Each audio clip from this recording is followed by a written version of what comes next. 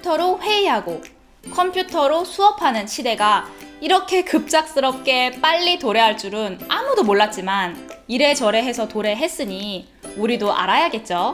오늘은 구글 미트로 화상 회의나 화상 수업 어떻게 사용하는지 보여드릴게요.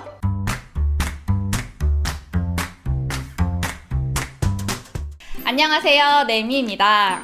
엄마, 세상이 진짜 빨리 변했어요. 가끔 좀 무서울 정도예요. 저를 포함한 제 주변 사람들은 이제 회사 회의를 화상으로 진행하고 있고요. 제 동생은 학교 수업을 화상으로 받고 있어요. 학원이나 과외를 하는 분들도 화상 수업을 준비하고 있고, 세미나나 모임도 화상으로 진행하고요.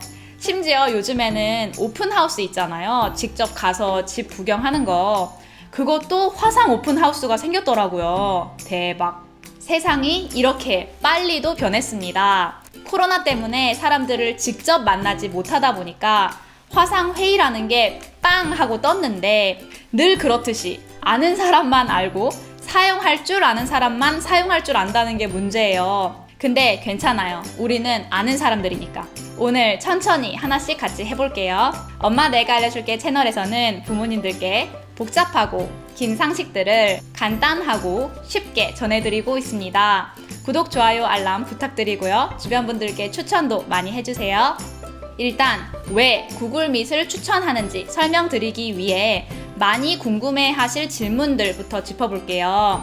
카톡의 비디오 채팅, 아이폰의 페이스타임 등등 서비스들이 굉장히 많은데 왜 굳이 구글 미트를 써야 되죠? 여러 가지 이유가 있는데 두 가지만 짚어드릴게요. 첫째, 참여 인원 수 때문입니다. 구글 미트에서는 회의 한 번에 100명까지 들어올 수 있습니다.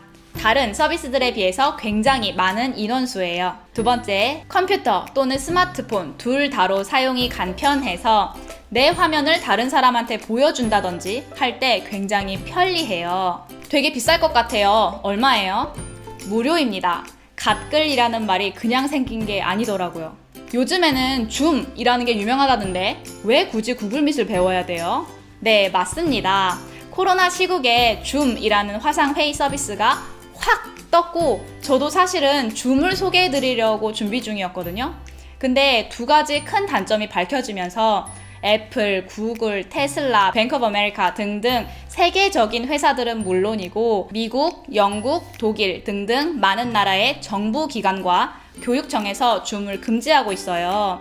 무슨 문제가 생겼는지 간단하게만 짚어드리자면 보안의 문제점이 발견되었고요. 실적이나 기술에 대한 거짓말들이 탄로가 났고 뭐 이래저래 해가지고 회사 신뢰도가 많이 떨어졌다고 하네요.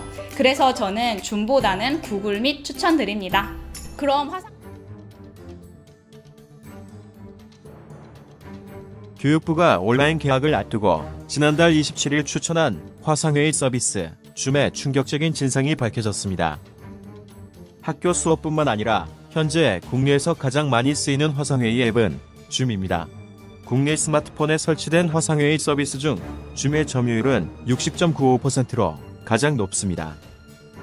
그러나 정부의 추천이 무색하게도 미국, 유럽, 대만, 인도 등 세계 각국에서 잇따라 줌 금지령을 내리고 있습니다. 미국 학교에서는 먼저 이 앱을 이용한 원격 수업에 신원을 알 수 없는 사용자가 들어와 욕설을 퍼붓거나 음란한 이미지 등을 올려 문제가 되고 있습니다. 이를 줌 폭격이라고 합니다. 보안업체 이스트 시큐리티에 따르면 줌을 설치하면 개인정보를 빼가거나 웹캠으로 사생활을 훔쳐보고 악성 코드를 쉽게 심을 수 있습니다. 줌은 우한폐렴 팬데믹으로 온라인 회의나 수업이 증가하면서 대박을 맞았습니다. 다운로드 횟수는 5배 넘게 증가했고 1000만 명 정도였던 사용자 수는 2억 명을 돌파했습니다. 국내에서도 이미 대학이나 학원 강의부터 일부 정부 회의까지 줌이 활용되고 있습니다. 영국의 존슨 총리도 우한폐렴에 걸리자 줌으로 강요회의를 진행하기도 했습니다. 그러나 이 같은 인기에도 줌의 가장 큰 문제는 창업자이자 최고 경영자가 중국 출신인 에릭 위안이라는 점입니다. 그는 2011년 미국 실리콘밸리에 줌을 설립했습니다. 간판은 미국이지만 중국 내 자회사 3곳에 700여 명의 중국인 연구진을 둔 사실상 중국 기업입니다. 줌의 암호키 발급 서버도 중국에 5개나 있는 것으로 확인됐습니다. 중국 공산당이 마음만 먹으면 각국의 온라인 회의를 들여다볼 수 있는 겁니다. 실제로 캐나다 토론토대 인터넷 연구기관 시티즌랩은 주미 비표준 암호화 방식을 사용해 중국의 데이터를 전송하고 있다고 폭로했습니다.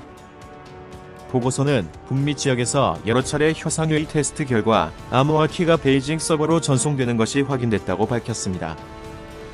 그러자 에릭 위안 CEO는 3일 일부 화상회의 데이터가 실수로 중국에 전송되고 있었다는 납득할 수 없는 해명을 내놨습니다. 이에 호주의 정보 전문가 우로바오는 7일 미국의 소리 방송에서 이렇게 큰 IT 기업이 실수로 중국에 데이터를 보낸다는 것은 말도 안 된다고 지적했습니다. 중국의 국가정보법에 따르면 관민 및 국내와 해외 기업을 불문하고 기업과 조직, 개인은 정부가 요청하면 데이터를 제공할 의무가 있습니다. 상황이 이렇게 되자 전 세계적으로 줌 퇴출 붐이 이어지고 있습니다. 이 중 중국 공산당에 대한 높은 경계심 덕분에 우한 폐렴 방역에 성공 중인 대만이 가장 빠른 대응을 보였습니다.